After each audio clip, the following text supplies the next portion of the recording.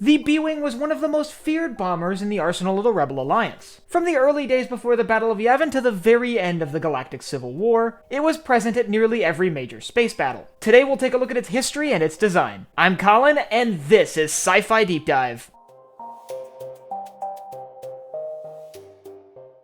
Remember, if you enjoyed this video, to head down below and hit that subscribe button. So the B-Wing has a very interesting design. It's very unique compared to other Rebel starfighters. Unlike most Rebel starfighters, which are named after their shape, the B-Wing is actually named after its role. We don't see it very often on screen, but the B-Wing is technically a bomber. It definitely carries some of the heaviest weapons on any Rebel starfighter. Specifically designed from the ground up to bust open Imperial blockades, the B-Wing fit perfectly within the heavy bomber role. Being developed by Quarrie, a Mon Calamari engineer, for a majority of the war they would be manufactured by Slane and Corpil. And as far as starfighters go, the armament on the B-Wing was rather impressive.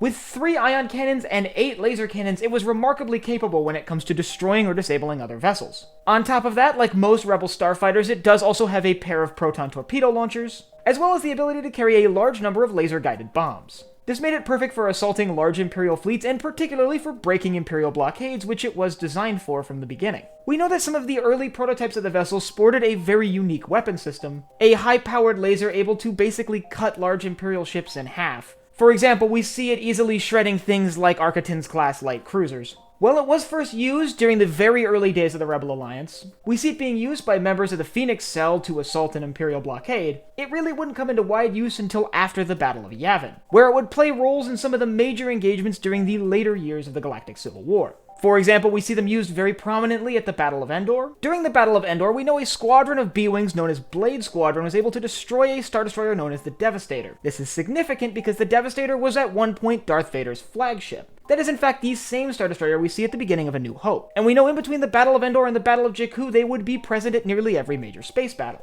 This includes being involved in assaults on Imperial shipyards tied directly to Operation Cinder, shipyards like the one over Fondor, which was attacked shortly after the Battle of Endor. We know they were useful for clearing out the weather control satellites utilized during Operation Cinder, specifically during things like the space battle over Naboo, where it was crucial to quickly remove these satellites before they could do significant damage to the planets. There were many other battles in between the Battle of Endor and the Battle of Jakku that the B-Wing was directly involved in. These are battles like the Battle of Malastare or the Battle of Kuat, where squadrons of B-Wings were used to bomb Imperial forces defending the Imperial shipyards there. And we know they played a significant role at the Battle of Jakku. During the Battle of Jakku, with the Imperials maintaining a strict blockade around the planet, the B-Wings would once again fill the role that they were designed for, cutting through Imperial blockades. However, after the Battle of Jakku, when the New Republic began to demilitarize themselves, the B-Wing was one of the vessels that was cut from their numbers. With many of the B-Wings being retired, a lot of them were demilitarized and sold to civilian buyers. They would actually become a fairly common racing ship throughout the galaxy. However, we do know that a few of them were sold still armed to regional defense fleets,